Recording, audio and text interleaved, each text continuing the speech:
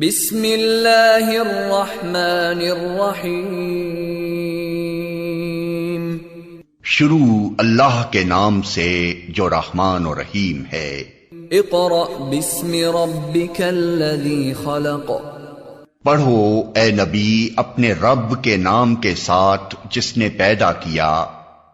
खलक़ल इंसान मिन अलक़। जमे हुए खून के एक लोथड़े से इंसान की तख्लीक की। इक़रा व रब्बुकल अकरम। पढ़ो और तुम्हारा रब बड़ा करीम है। अल्लज़ी अल्लम बिल क़लम। जिसने कलम के जरिए से इल्म सिखाया। अल्लमल इंसान मा लम यअलम। इंसान को वो इल्म दिया जिसे वो न जानता था। In the name of Allah, the most compassionate, the most merciful. Assalamu alaikum, my dear students. Today, week number 7 and video number 7, I would like to teach you the chapter number 8, namely dignity of work. And I hope that you are fine at your homes and you are going to study very well about your regarding papers. Today, dignity of work, it's a very moralful lesson which I would like to teach you, and I hope that you listen it and prepare it for your performance. Dignity of work, and first of all I would like to describe its reading and explanation, and then I will discuss summary question answers and book exercise and as well as idioms, and then question answers in the light of tenure. Dignity of work, namely mehnat ki azmat. Dignity means hard working, means one do the jobs with great efforts is called dignity. It means honor, means a work which is given within the parameters of respect is called dignity of work. It means with own hands is called dignity of work. It means it has a vast dimensions and vast parameters to describe this topic of the chapter. Akhtar came late from school one day. Akhtar एक दिन school से देर से आया. He was feeling cross and looked untidy. वो गुस्से में लग रहा था और गंदा भी नज़र आ रहा था. He was feeling cross, यानी वो गुस्से में लग रहा था. Cross means anger. He was in anger and looked untidy. It means he was not in clean clothes and he was in cross. He was in anger. When mother asked him the reason, means when his mother asked that what's happened to you, he did not answer. It means he didn't reply his mother. उसने उसको जवाब नहीं दिया. Everybody was surprised to find him. और उसको ऐसा देखकर सारे लोग हैरान हो गए. So as the family sat down to lunch, और जब ये ख़ानदान के अफराद दोपहर के खाने के लिए बैठे, the children's favorite uncle Mr. Inayat came to visit them. और बच्चों का पसंदीदा चचा मिस्टर इनायत जो है उनके साथ मिलने के लिए आ गया. The children were very happy to see him because he had been to many parts of the world and always told them interesting things. और बच्चों ने उसको देखकर वो बहुत ही खुश हुए क्योंकि वो दुनिया के बहुत सारे इलाकों का वो देख चुका था, इलाकों को देख चुका था और उसके पास बहुत ज़्यादा इल्म था और वो बच्चों को हमेशा दिलचस्प चीज़ें बताया करता था. Even Akhtar was not cross any मोर, और अब जो था वो अख्तर भी ज़्यादा गुस्से में नहीं था. Means in this first paragraph you see that कि Akhtar one day Akhtar came late from school and mother he was in dirty clothes, he was in unclean clothes, and mother asked the reason, and because he was in anger, so he didn't reply to his mother. So everybody, when he didn't reply to his mother, it is a very bad thing. So everybody surprised at him, and then these family members sat for the lunch. Then their favorite uncle Mr. Inayat came to visit, and the children, when children saw their uncle, they were very happy at that time, and Akhtar was not more in anger. In first paragraph, it is the lesson, it is the aim of this paragraph. And paragraph number 2, Akhtar's sister Rukhsana, means Akhtar's sister Rukhsana told Uncle Inayat that he had come home unhappy. Akhtar की बहन रुखसाना ने चचा इनायत को बताया कि ये घर गुस्से में आया था. और जैसे कि आप खुद ही जानते हैं, जो भी आप बाहर काम करें और आपकी जो है ना बहन आपके साथ है, तो सबसे पहले वही जो है ना बात बोलेगी कि इस तरह से जो है ना हुआ था और यूँ हुआ था। मीन सारी इन्फॉर्मेशन जो है वो कन्वे हो जाएगी पेरेंट्स तक। Told uncle Inayat that he had come home unhappy, उसने चचा इनायत को बताया कि ये घर नाखुश आया था। Uncle Inayat looked at him, uncle Inayat ने उसकी तरफ देखा and asked him what had happened, और उससे ये पूछा, मालूम किया कि भाई क्या हुआ था। He said in third line of paragraph number 2, this is indirect direct speech, he said, उसने कहा, uncle we are having the social service work at school and have to do the work of servants and gardeners, हम जो है एक समाजी काम का हफ्ता जो है वो स्कूल में मना रहे हैं और हमें जो है नौकरों और मालियों जैसा काम करना पड़ रहा है। Means he feel very ought to do the work of his own hands, means Akhtar जो है उसको अपने हाथों से काम करना बड़ा बुरा लगा था, जिसकी वजह से ये गुस्से में भी था और ये किसी से बात भी नहीं कर रहा था। जब ये स्कूल से वापस आया था तो उसने ये वजह बताई कि हम समाजी हफ्ता जो है वो स्कूल में मना रहे हैं और यानी सफाई का हफ्ता सेलिब्रेट कर रहे हैं, तो इस तरह से हमें जो है वो नौकरों की तरह और मालियों की तरह काम करना पड़ रहा है। एज यू नो कि नौकर का काम क्या होता है, सफाई करना, क्लीनिंग करना एंड डस्टिंग करना, ये सारा काम जो है, और गार्डनर्स का क्या है, फूलों को पानी देना, उनको काटना और उनकी जो है ना देखभाल करना, ये जो है गार्डनर्स का काम है। तो ये काम करने में उसको बड़ा अजीब सा लगा था, जिसकी वजह से ये बड़े गुस्से में आ गया था। The teacher made me dust the cupboard and the desks, और सिर्फ नहीं, ये बात नहीं, इसका गुस्सा जो था वो इस बात पर भी था कि the teacher made me dust the cupboard and the desks, and teacher made him to do the work of cleaning the dust and cupboard the desks, cupboard and desks, यानी उस्ताद ने उसको ये कह दिया था कि आप जो है डस्टिंग करो, सफाई करो इस कबर्ड की और इन जो है ना मेज़ों की, डेस्क्स वगैरह की। तो इस काम पे जो है उसको जनाब को गुस्सा आ गया। Uncle is it work that makes you cross, अच्छा इस काम से तुम्हें बहुत ही बुरा लगा था, यानी this is a question which is asked by the uncle Inayat कि is it work that makes you cross, इस काम से जो है ना तुम्हें शर्म महसूस हुई, इस काम ने तुम्हें जो है ना गुस्सा दिलाया, ये काम करने में तुम्हें बड़ा अजीब लगा। Akhtar should I not be cross, क्या मुझे नहीं होना चाहिए गुस्से में? If I am made to work like a servant, अगर मेरे से जो है ना नौकरों की तरह काम करवाया जाए। Means this type of reply came from the mouth of Akhtar के मुंह से इस किस्म का जवाब आया कि should I not be cross, क्या मुझे गुस्सा नहीं आना चाहिए? If I am made to work like a servant, अगर मुझे जो है नौकरों की तरह काम करना जो है ना करवाया जाए। Uncle did your teacher do anything himself? Now uncle Akhtar is a very experience man, ये बड़ा तजुर्बाकार आदमी है, उसने अपनी टेक्निक से सवाल पूछा। Uncle did your teacher do anything himself, क्या आपके उस्ताद ने कोई खुद से भी काम किया? अख्तर वो डियर यस, वो मेरे प्यारे चचा हाँ हाँ। After we had taken out the desks and chairs, जब हम डेस्क्स और कुर्सियां बाहर निकाल कमरे से निकाल दिए, the teacher swept the room and emptied the dustbin, और टीचर ने पूरे कमरे की झाड़ू दी और उसने डस्टबिन को खाली किया। The headmaster clean the bathroom, और हेडमास्टर साहब ने गुस्लखाने को साफ किया। Which made us all feel ashamed, जिस काम ने हम सबको शर्मिसार कर दिया, सबको शर्मिंदा कर दिया। Uncle is it a matter of shame to clean what we ourselves make dirty, क्या इसमें शर्म की बात है, इसमें शर्मिसारी की बात है उस चीज को साफ करना जिसको हम खुद गंदा करते हैं?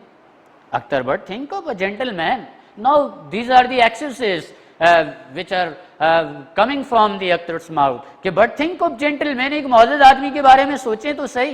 क्लीनिंग द बाथरूम, क्या एक मौजूद आदमी को गुस्ल खाना साफ करना चाहिए? shouldn't the sweeper do it, क्या एक भंगी ये नहीं कर सकता था?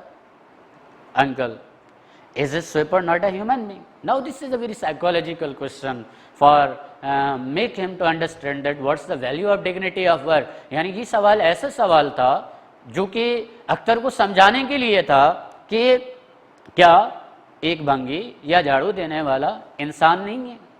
Means Akhtar quickly yes he is, हाँ मुझे कहना चाहिए हाँ वो है। Uncle are not our servants human beings like us, क्या हमारे नौकर हमारी तरह इंसान नहीं है? क्या वो कोई जानवर तो नहीं है? या जानवर तो क्लीनिंग नहीं करते, वो तो सफाई नहीं करते? तो यहाँ पे जो है सवाल are not our servants human beings like us, क्या ये जो नौकर हैं या जो ये भंगी हैं या ये सफाई करने वाले हैं या ये दूसरे इंसान जो मुआशरे में काम करते हैं, या कि ये कोई इंसान नहीं है? Uncle, are not our servants human like beings like us? Akhtar, I should say they are. हाँ, मुझे कहना चाहिए वो इंसान तो हैं। अब इंसान है तो फिर सवाल किस बात का, गुस्सा किस बात का? Uncle, then we should treat them as we treat ourselves. फिर तो हमें भी उनके साथ वैसा बर्ताव करना चाहिए जैसा हम अपने साथ करते हैं, जैसा हम अपना ख्याल रखते हैं ऐसा उनका ख्याल रखना चाहिए। Then we should treat them, यानी हमें उनका ख्याल इसी तरह से रखना चाहिए एज वी ट्रीट अवरसेल्व्स, जिससे हम अपना ख्याल रखते हैं। And should always be ready to do ourselves, और वो काम हमेशा अपने आप को उस काम करने के लिए भी तैयार रखना चाहिए what we ask them to do for us, जो हम दूसरों को अपने लिए कहने के लिए कहते हैं। यानी जो काम हम खुद कर सकें वो दूसरों को भी कहें, और जो हम काम खुद नहीं कर सकते वो दूसरे को भी ना कहें। तो मीन्स यहाँ पर चचा ने उसको ये बात वजाहत की कि हमें हमेशा तैयार रहना चाहिए ऐसा काम करने के लिए जो हम खुद करते हैं और दूसरों को करने के लिए कहते हैं। Akhtar, but it looks so odd, लेकिन ये तो बड़ा ही अजीब है, ये तो बड़ा अजीब लगता है। Uncle, yes perhaps it does, हाँ इसलिए ये हमें अजीब लगता है, but this is because we have forgotten the noble example of our holy prophet, कि हम शायद अपने नबी करीम सल्लल्लाहु अलैहि वसल्लम की तालीमात को भुला चुके हैं। It looks very odd, it looks very strange, it looks very weird. अब this is the question arises in the mind of Akhtar कि इट लुक्स वेरी स्ट्रेंज, चाचा ये बड़ा अजीब है, ये बड़ा तकलीफ दे है, ये बड़ा जो है ना मतलब हैरान कुन बात है, ये ऐसे हम क्यों करें? तो चचा ने uncle nicely replied that but this is because, ये इस वजह से है, we have forgotten the noble example of our holy prophet, हम अपने प्यारे नबी करीम सल्लल्लाहु अलैहि वसल्लम की तालीमात को भुला चुके हैं। We would never ask anyone to do anything, he would never, उसने कभी नहीं कहा था ask anyone to do anything, ऐसा काम करने के लिए which he himself would not do, जो आप सल्लल्लाहु अलैहि वसल्लम खुद जो है करना पसंद नहीं फरमाते थे। यानी आप सल्लल्लाहु अलैहि वसल्लम की ये सिफत थी कि आप सल्लल्लाहु अलैहि वसल्लम कभी भी किसी को ऐसा काम करने के लिए नहीं कहते थे जो काम आप सल्लल्लाहु अलैहि वसल्लम खुद करना पसंद नहीं फरमाते थे। And then he love doing work for himself, वो अपना काम खुद करना बहुत पसंद करते थे। एंड फॉर अदर्स, और दूसरों के लिए भी विद हिज ओन हैंड्स, अपने हाथों से। यानी आप सल्लल्लाहु अलैहि वसल्लम की ये सिफत भी थी कि आप सल्लल्लाहु अलैहि वसल्लम अपना काम अपने हाथों से करना बहुत पसंद फरमाते थे और अपने हाथों से दूसरों का काम करना भी बहुत पसंद फरमाते थे। ही रिपेयर्ड हिज शूज, आप सल्लल्लाहु अलैहि वसल्लम अपने जूतों की मरम्मत करते, मेंडेड, उनको नाके लगाते, एंड वॉश्ड हिज क्लोथ्स, और अपने कपड़े भी साफ करते, एंड स्वेप्ट हिज रूम, और अपने कमरे की झाड़ू भी दिया करते थे। When the mosque at Medina was being built, जब मदीना मस्जिद बनाई जा रही थी, उसकी तामीर की जा रही थी, he carried mud and building material, आप सल्लल्लाहु अलैहि वसल्लम ने मिट्टी और इमारती सामान भी उठाया। During the battle of the खंदक, यानी दौरान जंग खंदक के दौरान, he joined his companions, आपने अपने साथियों के साथ शिरकत फरमाई and digging the trench outside the Medina, यानी वो खुदाई करने के लिए जो मदीने के बाहर खोदी जा रही थी, यानी ट्रेंच जो खड्डा खोदा जा रहा था उसमें आप सल्लल्लाहु अलैहि वसल्लम ने अपने साथियों के साथ भी शिरकत फरमाई। ये नहीं कि आप सल्लल्लाहु अलैहि वसल्लम ने दूसरों को कहा कि जाएं मदीने की जो है ना बाहर से जाके एक खंदक खुदाई करें और उसमें आप सल्लल्लाहु अलैहि वसल्लम खुद बैठे रहे, ऐसा बिल्कुल नहीं किया। आप सल्लल्लाहु अलैहि वसल्लम ने अपने साथियों के साथ खुद भी शिरकत फरमाई, खुद भी उस काम में हिस्सा लिया, खुद भी वहाँ पर जो है मेहनत की। Rukhsana, were his companions not like him uncle, और Rukhsana asked the question from his her uncle, उसने अपने चचा से ये सवाल किया कि चचा क्या उसके साथी उनकी तरह नहीं थे? Uncle, you are right Rukhsana, Rukhsana आप ठीक कहती हैं। हजरत Abu Bakr not only did his own work but also fetch water for widows and neighbours who were very old and had no one to work for them. Rukhsana को चचा जो है uncle ने इनायत ने बताया कि बिल्कुल आप सही कह रही हैं, हजरत अबू बकर जो उनके साथी थे ना सिर्फ वो अपना काम खुद करते थे लेकिन बेवाओं के लिए पानी भर कर ले आते थे, पड़ोसियों के लिए भी और ऐसे लोगों के लिए भी जिनके काम करने के लिए घर पर कोई नहीं होता था, उनके लिए आप हजरत अबू बकर जो है वो खुद अपने हाथों से काम करते थे। Hazrat Umar once carried on his shoulders a large stick of flour for needy family। एक दफ़ा का वाक़या है कि हजरत उमर रज़ियल्लाहु ताला अपने कंधों पर एक आटे की भारी भरकम बोरी जो है एक ज़रूरतमंद खानदान के लिए लेकर आए थे। हजरत Ali laboured in the garden of a Jew and give away his wages in charity, और हजरत अली ने एक यहूदी के बाग में मजदूरी की और उसकी उजरत जो है खैरात में दे दी। हजरत फातिमा फेस वाटर, हजरत फातिमा जो है वो पानी भर कर लाती, ग्राउंड कॉर्न अनाज पीसती एंड स्वीप द हाउस, और अपने घर की सफाई भी करती। Caliph Umar bin Abdul Aziz refuse to hire a servant, और खलीफा उमर बिन अब्दुल अजीज ने नौकर रखने से इनकार कर दिया था टू हेल्प हिज वाइफ, यानी अपनी बीवी को उसकी मदद करने के लिए। एट टेबल, और टेबल पर यानी खाने के वक्त, कैल्फ मामून रशीद सर्व नॉट ओनली हिमसेल्फ, ना सिर्फ वो खुद खाना खाते बट ऑल्सो इस गेस्ट्स, लेकिन अपने मेहमानों की भी खिदमत करते थे, उनको भी खाना खिलाते थे। सुल्तान Nasiruddin earned his living by making caps, और सुल्तान नासिरुद्दीन अपनी जो है जिंदगी जो गुजारते थे वो टोपियां बनाकर उसमें से जो है अपनी आमदनी बनाते थे, उसमें से आमदनी जो है वो कमाते थे। And emperor Aurangzeb by transcribing the holy Quran, और शहनशाह औरंगजेब जो है वो कुरान मजीद के नुस्खे लिखकर अपनी ज़िंदगी बसर करते थे, अपना जो है खर्चा पूरा करते थे। Akhtar but uncle all these are the stories of the past. Now Akhtar answer the uncle, उसने चचा को ये जवाब दिया कि चचा ये सारी माजी की कहानी है, और अभी भी आप ऐसी जो है मतलब कहानियों में यकीन रखते हैं, ये सारे जो है ना माजी के काम थे, वो माजी के लोग इस तरह से थे, वो ऐसा करते थे, तो ये जो है ना मतलब उनका काम था, हमारा काम तो हम तो बड़े जो है ज़ाहिर नवाब टाइप लोग हैं, हम ये सारा काम क्यों करें जबकि नौकर भी हैं, सारे हैं। तो बहरहाल बात वहीं पर जो है रुकी हुई है अख्तर के दिमाग में, लेकिन चचा भी चचा है। अंकल ओ नो, अंकल ने जवाब दिया ओ नहीं, it happens in the advance countries even today, आजकल ये तरक्की याफ्ता ममालिक में भी होता है। They have learn the dignity of work, क्योंकि वो मेहनत की अजमत को, इस काम की अजमत को, अपने हाथों के काम करने की इस जो है ना इज्जत को वो जान चुके हैं। While we have forgotten it, जबकि हम जो है वो भुला चुके हैं। In China every one has to spend some time each year, China में हर एक को हर साल जो है वर्किंग इन द फील्ड्स और इन अ फैक्ट्री, उनको खेतों में या फिर फैक्ट्रियों में या मिलों में जो है हर साल एक एक साल के लिए काम करना पड़ता है। इवन द प्राइम मिनिस्टर, चाहे उनका वज़ीर आज़म ही क्यों ना हो, and his wife do his work, और उसकी बेगम भी, उसकी बीवी भी जो है उसके साथ ये काम करती है, यानी मिलों में खेतों में उनको एक साल तक के लिए काम करना पड़ता है। And they believe that all out to work, and और उनका यकीन है, they believe, they have a faith कि हर किस्म का काम करना चाहिए। नो वंडर, इसमें कोई शर्म की बात नहीं, कोई हैरत की बात नहीं। They are making such quick progress, और यही है कि कोई शक नहीं कि उन्होंने बड़ी तेज़ी के साथ तरक्की की है। इन द USA और यूनाइटेड स्टेट्स ऑफ अमेरिका, उसमें once I stayed with a high government official as a guest, मैं एक आला ओहदेदार के साथ एज अ मेहमान के तौर पर बतौर मेहमान जो है उसके पास ठहरा था। हिज सन, उसका बेटा, who was just as old as you are, वो इतना ही था जैसे कि तुम्हारी यानी हम उम्र था जितनी तुम्हारी उम्र है। Went out early in the morning to sell newspaper, वो सुबह सुबह जल्दी चला गया अखबार बेचने के लिए। आई आस्क्ड हिम, मैंने उससे पूछा वाई ही डिड सो, उसने ऐसा क्यों किया। He said that it was simply, उसने एक सादा सा जवाब दिया, सिंपल आंसर दिया, because he wish to be independent, क्योंकि वो आज़ाद अपना खुद मुख्तियार बनना चाहता है, एंड यूजफुल, और किसी दूसरों के काम आना चाहता है। One day he fell ill, एक दिन जो है वो बीमार हो गया।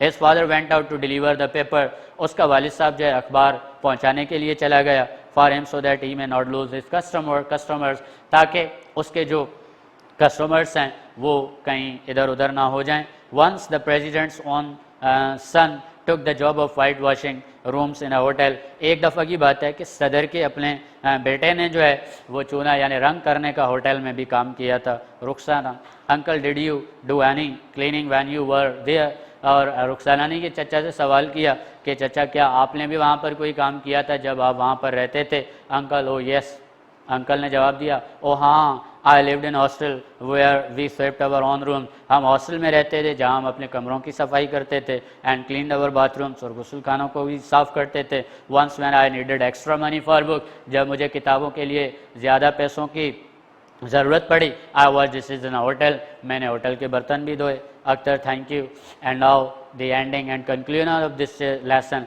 अख्तर थैंक यू अंकल, शुक्रिया अंकल, अख्तर ने कहा I will never mind working with my own hands in future, आइंदा जो है मैं अपने हाथों से काम करने में कभी भी उसको जो है आर महसूस नहीं करूँगा, कभी भी मैं उसको गलत महसूस नहीं करूँगा। That is the chapter. Now through this chapter we have to learn very clearly the lesson of dignity of work or the moral of dignity of work. It means it is a very better thing that we have to do our work with our own hands. Now I would like to discuss the comprehension of this chapter. First of all, exercise comprehension. Why did Akhtar not answer his mother? And as you know, in first paragraph that Akhtar was in cross. Akhtar जो था वो गुस्से में था in first paragraph, उसमें जो है ना इसका आंसर मौजूद है. And what did Mr. Inayat tell the children? Mr. Inayat told the children very interesting stories about the world, what he had been looked and what he had been looking for. So that's why. And question number 3, what reason did Akhtar give his uncle for being cross, और उसने क्या जो है ना उसको दलाइल दिए, क्या असबाब पेश किए. Question number 4, what did the teacher do himself, और उस्ताद ने जो है क्या किया. What did holy prophet love, और आप सल्लल्लाहु अलैहि वसल्लम किस चीज़ से मोहब्बत करते थे. Were the companions of holy profit like him, क्या आप सल्लल्लाहु अलैहि वसल्लम के जो साथी थे वो आप सल्लल्लाहु अलैहि वसल्लम की तरह ही थे. व्हाट डिड हज़रत अबू बकर डू, हज़रत अबू बकर क्या किया करते थे. व्हाट डिड हज़रत फातिमा डू, हज़रत फातिमा जो है वो क्या करती थी. Then how did Sultan Nasiruddin earn his living, और सुल्तान नासिरुद्दीन जो है वो किस तरह से अपनी ज़िंदगी बसर करते थे. What does everyone do in China, और चाइना में हर एक जो है वो क्या करता है. Now in this chapter the very important questions which came in the 10 years, how did Mr. Inayat convince Akhtar not to mind working with his own hands in future. 2019 में, it is recently came in the previous year. इसका answer जो है आपके content page जो है उसमें मौजूद है. यहाँ पे आई right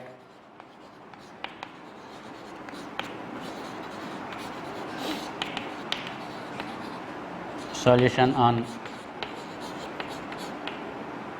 page number 93, 94,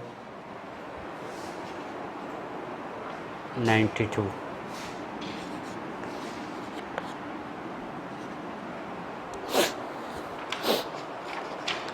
On the content solution on page number 93, you will see the answer of this question. How did Mr. Inayat convince Akhtar not to mind working with his own hands in future. 2019. It means when you will open your 10 year, you will see this question in 2019, and answer of this question written in the short note and last paragraph. When Akhtar objected and that these were the stories of past, his uncle narrated the example of modern world. He told them in China everyone is to bound, work in fields or in factories for some time everywhere. These examples were sufficient to convince Akhtar that it was not a shameful thing to work with one one's hand. यानी ये जो है इसका जवाब है जो कि 2019 में सवाल आया. Question number 2, how has been China able to make the rapid progress all walks of life. This question is written in 2017. ये सवाल जो है वो 2017 में जो है वो पेपर में मौजूद है. And answer is written on in your question. What does everyone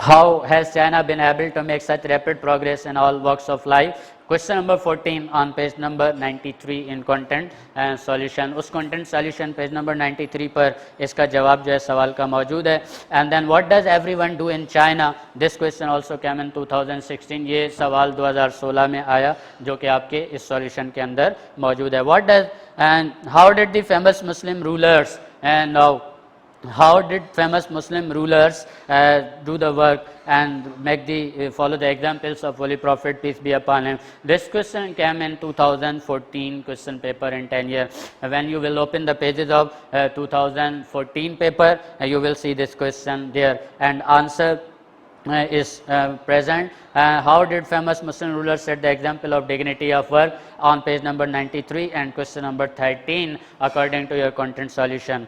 तो वहाँ पर जो है ये मौजूद है 2014 में ये सवाल जो है आया था. What lesson do we get from the life of the Holy Prophet sallallahu alaihi wasallam about dignity of work? It means what lesson we have to learn, यानी कौन सा सबक जो है वो हम सीखते हैं। Question number 12 in content solution, what do you learn from the life of holy prophet peace be upon him, उसमें से जो है ये question number 12 and this question came in 2013, ये सवाल 2013 के जो है वो पेपर में आ चुका है। और जब आप 2013 का जो है ना 10 ईयर का क्वेश्चन पेपर खोलेंगे तो वहाँ पर ये आपको सवाल मिलेगा। And how did our holy prophet peace be upon him and his companion set an example of dignity of work, the last question ये 2010 में जो है ये सवाल आया था। और इसमें how did famous Muslim rulers set the examples of dignity work, यानी how did our holy prophet, यानी इसमें we have only include the holy prophet peace be upon him's examples and other companions of holy prophet peace be upon him as Hazrat Abu Bakr Siddiq and Hazrat Umar and Hazrat Ali, उनके साथ जो है आप सल्लल्लाहु को इस paragraphs में मिलाकर जो है वो हम इस आंसर को कंप्लीट करेंगे। तो this is all about your comprehension which contents on the 10 year questions and the book questions, and then इसमें be learn the meanings and spellings of the following words from the lesson and use 10 in them of in your own sentences. We have the some words which are taken from the this chapter, जैसे cross and repaired, favorite, treat, swept, ashamed, trench, odd, mended, face, example, human being, इनकी meanings जो है वो content page number 92 पर जो है ना इन सबकी लिखी हुई है। But now you have to use them in your own sentences.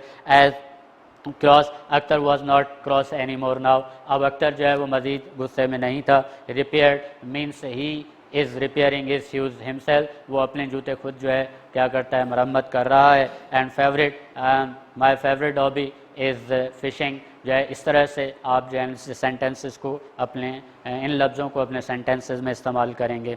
उसके बाद for each word in list A find a word phrase or similar meaning in list B. Now you have the similar words is जिनको हम in English grammar we can say that synonyms जो हैं उनको हम match करते हैं। जैसे कि क्रॉस है तो यहाँ पे क्रॉस का जो है लफ्ज़ एंग्री है, एंड रीज़न जो है तो रीज़न का जो है वो कॉज है, एंड प्लेजेंट का जो है इसमें जो है showing specially like, and then pleasant and surprise. तो ये जो अल्फाज हैं इनको आपको क्या करना है, मैच करना है। पेज नंबर 31 पर एक्सरसाइज जो है वो सी है। उसके बाद look at this sentences on page number 32 and direct Rukhsana uncle Akhtar came home dirty and cross, and indirect जो है means we have the narration, this is a question of narration in indirect and direct speech में। और in previous video I also told you in book exercise that how we learn the narration. तो narration को हम किस तरह से जो है स्टडी करते हैं। इट हैज़ अ 2 पार्ट्स, एक डायरेक्ट स्पीच एक इनडायरेक्ट स्पीच होता है। डायरेक्ट स्पीच को हम इनडायरेक्ट स्पीच में या इनडायरेक्ट स्पीच को हम डायरेक्ट स्पीच में चेंज करते हैं। और इस तरह से डायरेक्ट मिस्टर इना looking at Akhtar, Akhtar what happened, देखते हुए कि अख्तर क्या हुआ, इनडायरेक्ट। तो here is the sum sentences and then उनको हमें जो है note carefully changes that happen when we direct sentence and indirect sentence and then do the same to the following sentences carefully. यानी Akhtar we are having the social service week at school, यानी जो ये conversation है 10 sentences है you have to use in indirect speech. आपको अगर ये direct में है तो इनको आप इनडायरेक्ट में चेंज करें to use the all the rules and regulations of narration. उसके बाद passage for dictation, leave it, and composition है, composition and translation, translation is also the part of paper। उसमें जो है हमारे पास कुछ sentences वगैरह आते हैं जो 10 years में मौजूद हैं। It happens in the advanced countries even today, ये इस paragraph की translation है। If you want to do the translation of this paragraph you may try, and then now the important part of this book exercise, idioms। idioms are the part of question paper, ये हमारे जो है ना question paper का हिस्सा भी होते हैं। और हर चैप्टर में जो मुख्तलिफ चैप्टर्स हमने जो है ना प्रीवियस 7 चैप्टर्स हम पढ़ चुके हैं, उनमें कुछ जो है ना इडियम्स हमने डिस्कस भी किए हैं। Bye fits and start, not steadily और रेगुलरली, यानी bye fits and start it means it is not regularly, यानी ऐसा काम जो कंटिन्यूसली ना किया जाए, यानी कुछ काम किया जाए फिर जो है ना वक्फा किया जाए। That's in this situation we use the by fits and starts. He can never hold a steady job since he works by fits and starts, यानी he doesn't do his work regularly in this office since he joined his job। तो day in and day out daily means day after day. Now the second idiom is day in and day out, means regularly.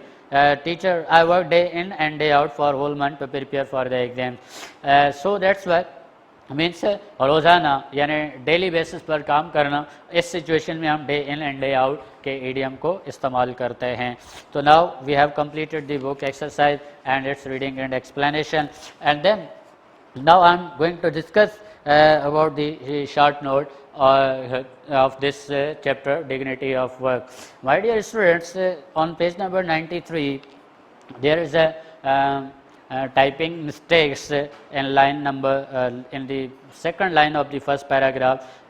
उस पर जो है आप आएंगे और उसको जो है ना थोड़ा करेक्ट कर लिए कि हज़रत फ़ातिमा रज़ियल्लाहु ताला अन्हा हु फेस्ड, यहाँ पे फादर लिखा हुआ है, इसको फादर नहीं बट यहाँ पे जो है वो स्पेल मिस्टेक हो गई, यहाँ वाटर आएगा. एंड ग्राउंड कॉर्न यानी क्रॉप लिखा हुआ है, उसको आप कॉर्न कर देंगे. And swept her house herself ही गेव, एंड देन जो है बाकी इसमें जो है ना ऑल इज करेक्ट है. And fill in the blanks, and we have use all these fill in the blanks as MCQs and as for purpose of MCQs and fill in the blank. दोनों questions जो है वो हमारे cover हो जाते हैं. उसके बाद रेफरेंस टू द कॉन्टेक्स्ट है, इसमें जो 2 इंपॉर्टेंट लाइंस मैंने दी हुई हैं, but uncle these stories are of the past, यानी ये जो है this line is a very important for the reference and to the context. And second reference to the context की जो इंपॉर्टेंट लाइन है, where is companions lot like him uncle, यानी उसके साथी उसके तरह नहीं थे. और उसमें जो है आपको सवाल पूछे जाते हैं, यानी एक reference to the context poetry से होता है और एक रेफरेंस टू द कॉन्टेक्स्ट आपका जो है प्रोज से होता है. तो उसमें जो है there are 3 questions present in your paper. 3 questions जो होते हैं उसमें जो है state the name of the chapter from which above line is extracted and who is the speaker and to whom it is spoken, and state the background of the above dialogue and what was the reply of the listener. यानी such type of questions are given in your paper in the reference to the context. I hope that you have understood and you all got my points very clearly in this chapter. If you have any problem, if you feel any difficulty in this chapter, you again watch this video many times, means you watch this video again and again and to understand the chapter for memorization purpose and for understanding and comprehension purpose. And now we are going to discuss today's another part of our discussion is grammar. My dear students, I have discussed the tense in previous video, means video number 6. I talked about you the present about the tenses, and tenses has a 3 categories: past, present and future, and I also mentioned its types in previous video. And today our topic in grammar is the present tense.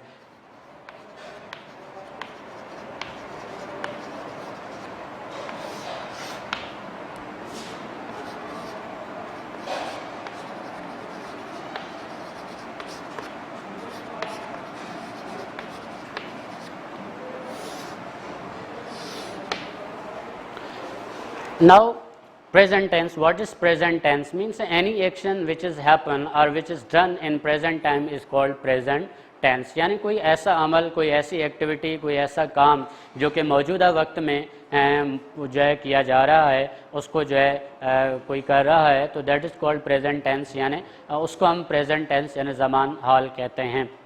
और याद रखें कि जो भी sentence होते हैं, जो paragraphs होते हैं, हम इनको बगैर टाइम के हम लिख नहीं सकते. We can not write without the help of time, यानी टाइम में हम उनको लिख रहे होते हैं. यानी जो अभी इस वक्त मैं आपको पढ़ा रहा हूँ, तो it is the action of present time. ये जो है काम किसका है? ये प्रेजेंट टाइम का है. यानी any action which is performed in present time is called present tense. यानी एक ऐसा अमल, एक ऐसा काम, एक ऐसी सरगर्मी, एक ऐसी एक्टिविटी जो कि मौजूदा वक्त में हो रही है, उससे पता चल रहा है, तो हम उसको क्या कहते हैं? प्रेजेंट टेंस कहते हैं, यानी ज़मान हाल कहते हैं. What's the structure of present tense? The structure, it means the formula of this tense जो है, स्ट्रक्चर ऑफ सेंटेंस मैंने आपको बता दिया है कि सबसे पहले हम क्या करते हैं? सब्जेक्ट, सब्जेक्ट के बाद वर्ब,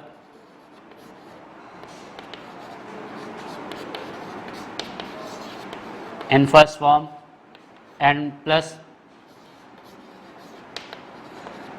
ऑब्जेक्ट। यानी प्रेजेंट टेंस का जो फार्मूला है, यानी from any language of the world if we are going to translate a sentence in English language, then in present tense we have to follow this formula, subject verb in first form. यानी verb has 4 forms, यानी एक verb की जो है वो 4 forms होती हैं। एक उसकी प्रेजेंट फॉर्म होती है, दूसरी उसकी past and third past participle, and third जो प्रेजेंट पार्टिसिपल जिसको हम आईएनजी फॉर्म भी कहते हैं। तो ये 4 फॉर्म्स वर्ब की इस्तेमाल होती हैं। उसमें से हम वर्ब की फर्स्ट फॉर्म इस्तेमाल करते हैं when we are going to translate any type of sentence which is present in present time, any action which is happen in present time, उसको हम ट्रांसलेट करने जाएंगे, तर्जुमा करने जाएंगे, तो उसके लिए हम क्या इस्तेमाल करते हैं, वर्ब इन फर्स्ट फॉर्म इस्तेमाल करेंगे। यानी इसका फार्मूला जो है वो क्या होगा, सबसे पहले सब्जेक्ट यानी फाइल रखेंगे, उसके बाद we have to keep in mind that we use the first form of verb, and then उसके बाद हम क्या इस्तेमाल करेंगे, ऑब्जेक्ट का इस्तेमाल करेंगे। Most of students confuse in the present tense, यानी बहुत सारे स्टूडेंट्स जो है वो परेशान हो जाते हैं प्रेजेंट टेंस में कि उर्दू में इसकी जो है वो पहचान हम कॉमनली जो यूज़ टू हो चुके होते हैं कि भाई present tense in Urdu grammar के हवाले से उसमें ता है, ती है, ते हों आते हैं। तो what is the recognising points of the present tense in present tense of in English grammar. तो इंग्लिश ग्रामर के अंदर उसकी क्या जो है वो पॉइंट्स हैं जिसके ज़रिए से हम उसको समझ सकते हैं। एक बात अपने जहन में रखें कि जब भी आप प्रेजेंट टेंस से you are going to identify the present tense in English language, you have to keep in mind that there is a first form of verb after the subject.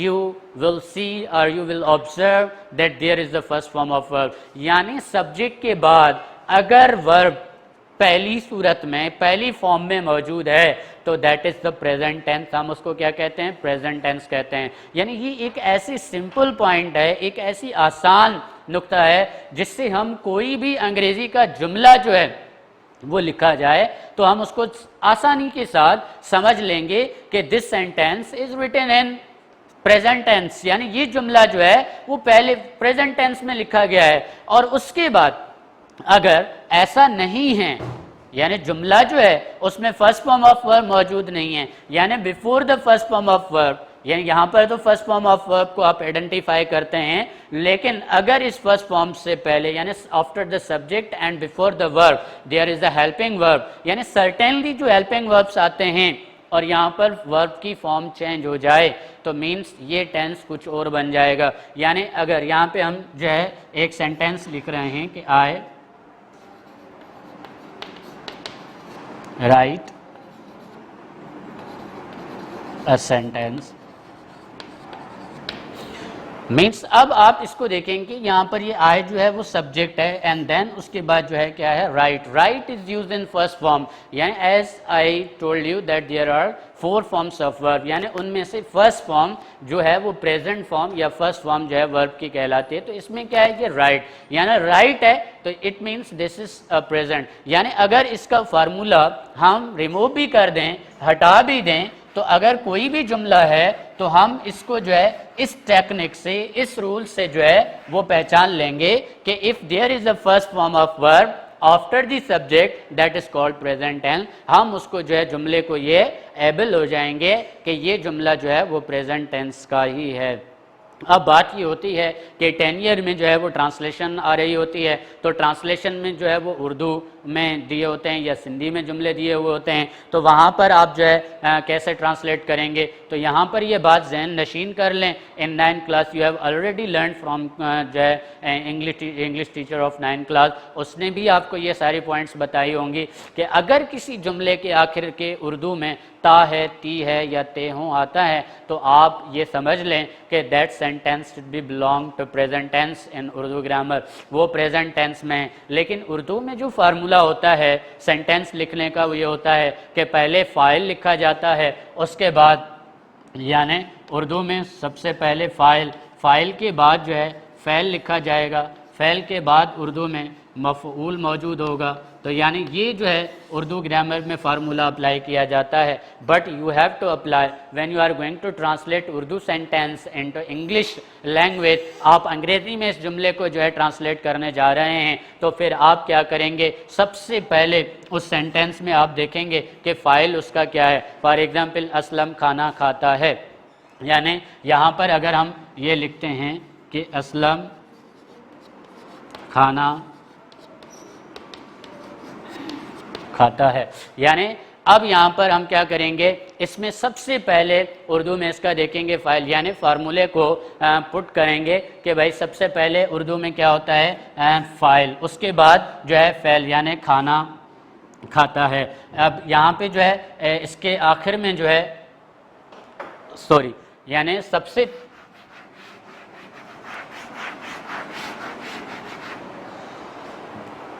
File की बात जो है वो हमेशा Urdu sentence में मफ़ऊल, मफ़ऊल के बाद आखिर में जो है वो फ़ैल आता है। यानी कि totally it is against the formula of English language. English का जो फार्मूला है उससे बिल्कुल ये क्या होता है, अपोजिट होता है, यानी पहले फ़ाइल, उसके बाद मफ़ऊल, उसके बाद जो है वो फ़ैल होता है। तो अब यहाँ पर हम अगेन असलम खाना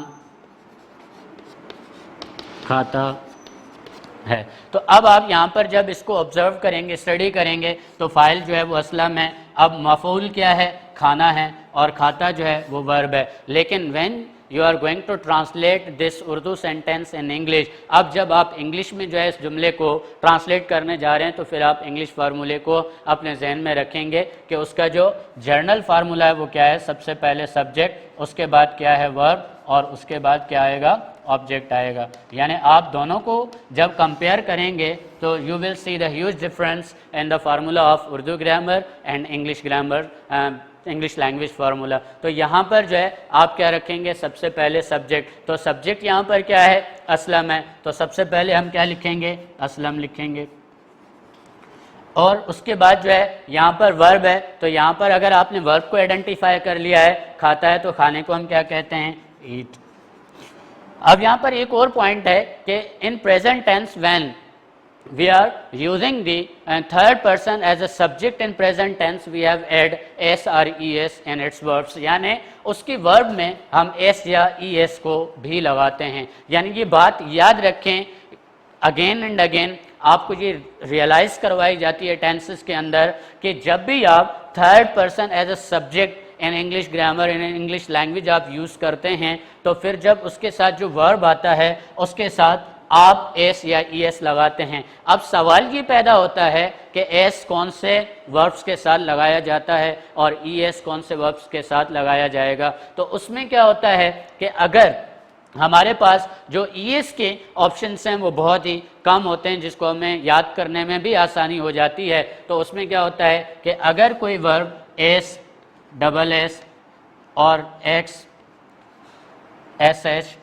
सी एच, एक्स या ओ पर जो है ये ख़त्म हो रहे हैं, तो फिर इनके साथ हम एज अ थर्ड पर्सन अगर कोई आ जाए तो ईएस लगाएंगे। यानी इनके आखिर में जो है ऐसे वर्ब्स जो एंड हो रहे हों S, double S, X, S H, C H, X, O पर, तो इसमें हम क्या करते हैं, हमेशा ईएस को ऐड करते हैं अगर वहाँ पर सब्जेक्ट आपका थर्ड पर्सन है। तो यहाँ पर जो है इन गिवन लेटर्स में से कोई भी ऐसा लफ्ज़ नहीं है जो हम ईएस लगाएं, तो बाकी लेटर्स जो भी आएंगे एबीसी के जिस पर ये वर्ब्स एंड हो रहे होंगे वहाँ पर हम एस लगाएंगे। तो असलम ईट्स फूड, असलम खाना खाता है, means that this is a translation of this sentence. अब इस सेंटेंस की जो है ये ट्रांसलेशन इस तरह से होगी कि पहले हमने क्या रखा, सब्जेक्ट, उसके बाद हमने वर्ब को रखा, वर्ब के बाद हमने किसको, ऑब्जेक्ट को जो है पुट किया, then it is the complete translation of given sentence. अब इस जुमले की जो है वो क्या हो जाएगी, ट्रांसलेशन हो जाएगी। उसके बाद अब अगर इसी जुमले में अगर यहाँ पर ये सवाल पैदा होता है कि फर्स्ट पर्सन और सेकंड पर्सन हो, तो उसमें हमेशा याद रखें कि उसके वर्ब के साथ एस और ई एस का इजाफा नहीं किया जाता। यानी you do not add S और E S in the first with the first persons and also second person pronouns, यानी you and you or I and we as a subject use हो जाएं प्रेजेंट टेंस के अंदर, तो उनके verbs में S या ईएस का इजाफा नहीं किया जाता, बल्कि only we add S and E S in third person as they use as subject of present tense. In present tense अगर वो सब्जेक्ट आ रहे हैं तो उसमें हम एस या ईएस का इजाफा करेंगे। नाउ उसके बाद हम आते हैं प्रेजेंट कंटिन्यूअस टेंस के ऊपर। Number 2,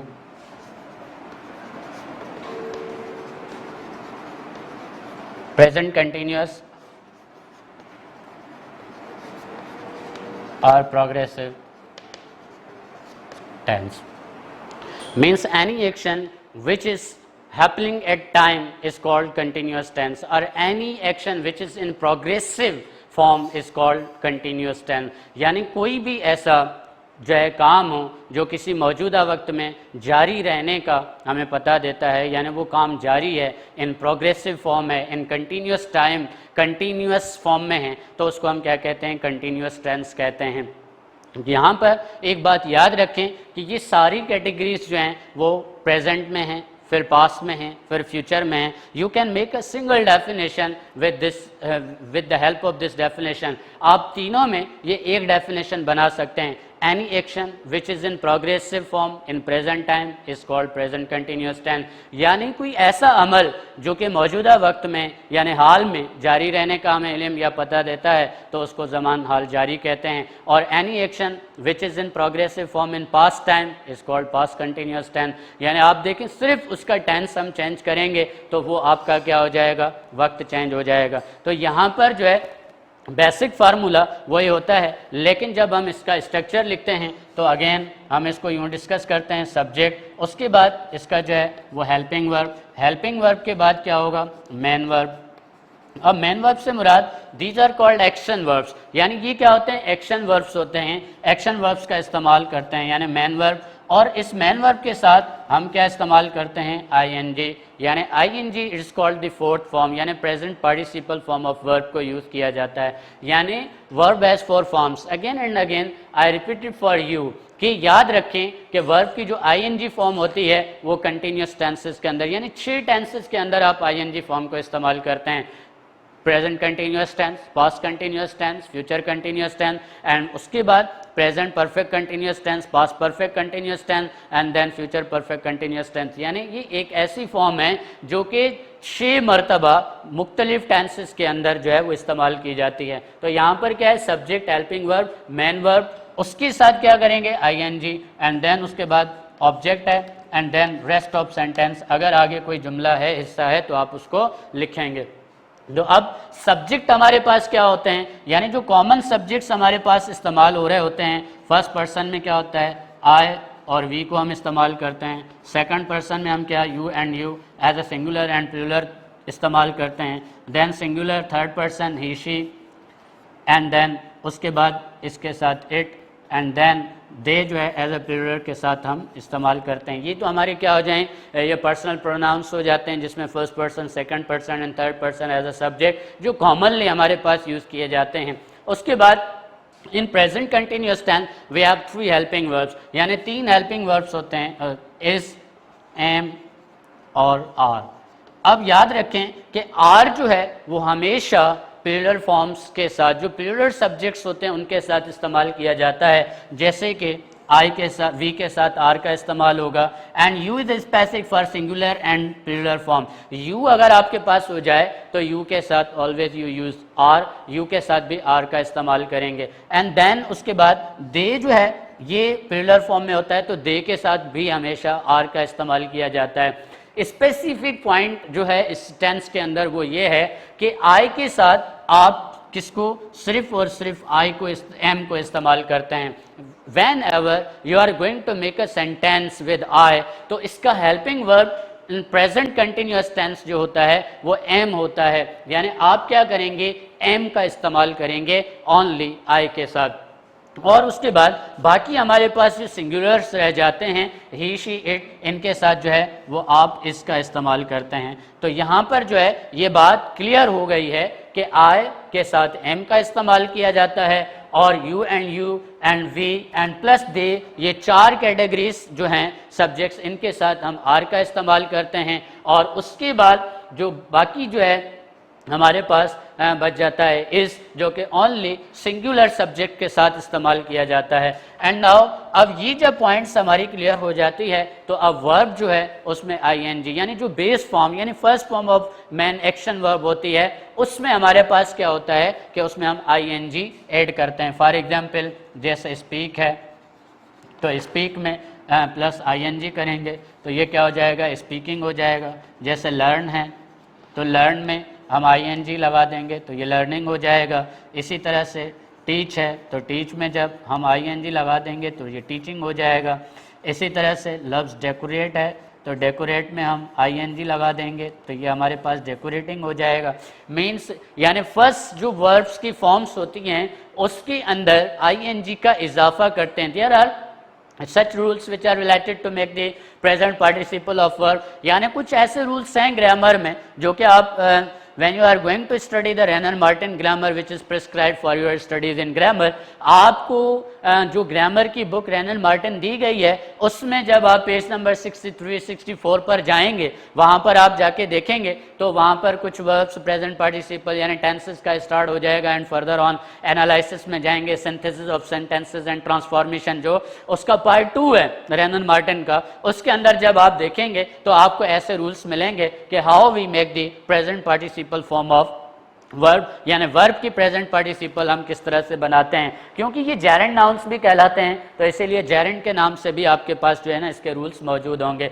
and then any object, जो आपका ऑब्जेक्ट है आप उसको जो है ना लिख सकें। Means we are speaking English language, यानी हम अंग्रेज़ी ज़बान बोल रहे हैं। We are speaking Urdu language, हम उर्दू ज़बान बोल रहे हैं। यानी जो भी आपका सब्जेक्ट है, लर्निंग जो है लर्निंग स्टोरी हम याद कर रहे हैं या उसको जो है सीख रहे हैं। And teaching and decorating the room, यानी this type of the words और ऑब्जेक्ट, यानी जिस जगह पर जो काम हो रहा है दैट इज कॉल्ड ऑब्जेक्ट, उसको हम जो है क्या कहते हैं, ऑब्जेक्ट कहते हैं। एंड देन अब उसके बाद एक बात और भी है, जैसे हम जो है ना नेगेटिव इंटरोगेटिव और इंटरोगेटिव एंड नेगेटिव सेंटेंसेस भी बनाते हैं तो उसके लिए भी जो है मैं आपको बताता चलूं कि जब आप उसके बिल्कुल आसान से फार्मूले मौजूद हैं उसको अगर आप फॉलो करेंगे तो आप कभी भी जो है कोई गलती नहीं करेंगे। आप इंटरोगेटिव या नेगेटिव या जो है sentence, interrogative and negative both types of sentence, यानी प्रेजेंट कंटिन्यूअस टेंस में। और इसमें जो उर्दू की निशानी है वो क्या है कि उर्दू ग्रामर के हवाले से जो स्ट्रक्चर है वो रहा है, रही है, रहे हों आ जाता है। तो आप इसी टाइप के सेंटेंसेस को देखेंगे कि मैं खाना खा रहा हूँ, वो स्कूल जा रहे हैं, वो आपस में लड़ रहे हैं, बच्चे ड्रामा देख रहे हैं, उस्ताद साहब सबक पढ़ा रहा है, बारिश हो रही है, परिंदे हवा में उड़ रहे हैं, आसमान में जो है बड़ी चमक हो रही है। तो इस किस्म से जो जुमले हैं तो इस टाइप के जुमले रहा है, रही है, रहे हों के साथ उर्दू में ख़त्म हो रहे हैं। That is the that sentences should be translated into present continuous tense और प्रोग्रेसिव टेंस, यानी ऐसे जुमले जो हैं वो प्रेजेंट कंटिन्यूअस टेंस में ट्रांसलेट होते हैं। उसके बाद हम इसके नेगेटिव इंट्रोगेटिव जो कि यूनिवर्सल फार्मूले हैं उनको हम अप्लाई करते हुए इनके नेगेटिव इंट्रोगेटिव्स जैसे प्रेजेंट टेंस में भी मैंने आपको नहीं बताया तो यहाँ पर ये बात आपको ज़हन नशीन करवाता चलूँ। तो अब प्रेजेंट कंटिन्यूअस टेंस या प्रेजेंट टेंस या एनी अदर टेंस, अब कोई भी टेंस है इन 12 टेंसेस के अंदर, अब आप उसका नेगेटिव बनाने जा रहे हैं तो ये फार्मूले अपने जहन में रखें, हमेशा याद रखें, आप कभी भी जो है गलती नहीं करेंगे। अब अगर आप फर्स्ट ऑफ ऑल आप नेगेटिव सेंटेंस बनाने जा रहे हैं तो नेगेटिव सेंटेंस बनाने के लिए आप क्या करते हैं, उस सेंटेंस का सब्जेक्ट के फौरन बाद आप क्या करेंगे, वर्ब रखेंगे, हेल्पिंग वर्ब होगा, यानी फॉर एग्जाम्पल इज़ है या एम है या आर है या फिर यहाँ पर डू है। उसके फौरन बाद आप क्या करेंगे, नॉट लगा देंगे।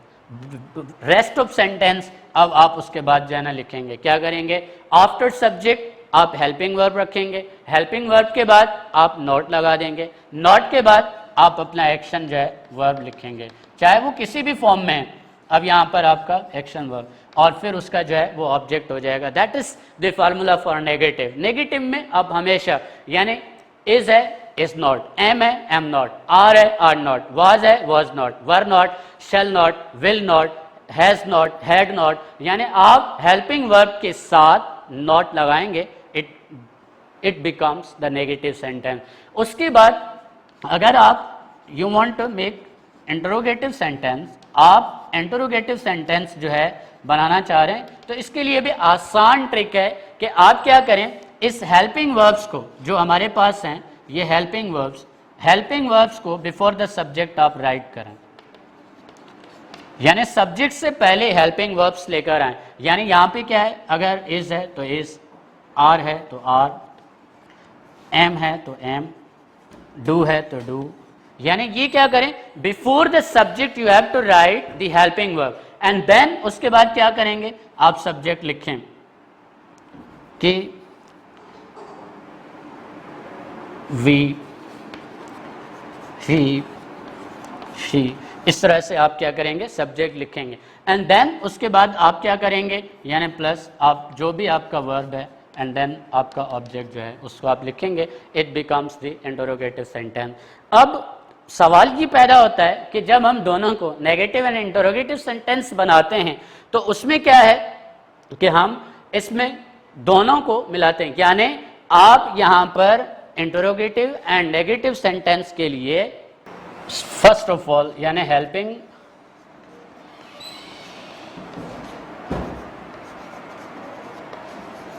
नेगेटिव सेंटेंस, पहले आप हेल्पिंग वर्ब, उसके बाद सब्जेक्ट, सब्जेक्ट के फौरन बाद आप क्या लिखेंगे, नॉट, नॉट के बाद आप जो है अपना एक्शन वर्ब एंड देन आप क्या उसके बाद लास्ट में आपका ऑब्जेक्ट और फिर लास्ट में आप क्वेश्चन मार्क, यानी इंटरोगेटिव याद रखें लास्ट में क्या होता है, आप क्वेश्चन मार्क को एंड करते हैं, पॉइंट लगाते हैं।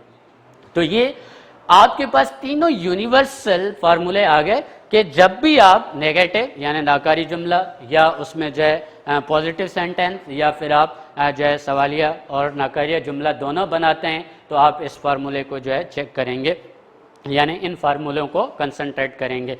अब आपका जो होमवर्क है आज के जो है इस वीडियो के हवाले से, चैप्टर और ग्रामर के हवाले से, वो ये है कि present tense and its parts में से आप ट्रांसलेशन करेंगे फ्रॉम 10 ईयर 2013-2014, यानी जो होमवर्क डायरी है वो सेंटेंस आप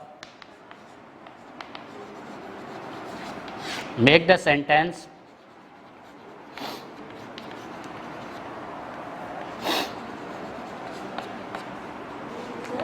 in present tense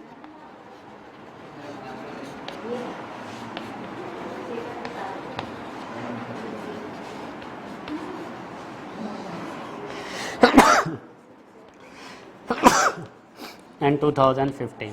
ये आपके जो है ग्रामर में असाइनमेंट है कि आप क्या करेंगे, make the sentence in present tense from 2013, 2014 and 2015। I hope that you have got all the points of lecture। आप इस लेक्चर की सारी पॉइंट समझ चुके होंगे। I hope that you practice on them। आप इन पे प्रैक्टिस करेंगे और इंशाल्लाह हम अगली क्लास के साथ, अगली वीडियो के साथ फिर जो है इनको डिस्कस करेंगे और दोबारा इनको तफसील के साथ पढ़ेंगे। तब तक अल्लाह हाफिज़, अस्सलामु अलैकुम।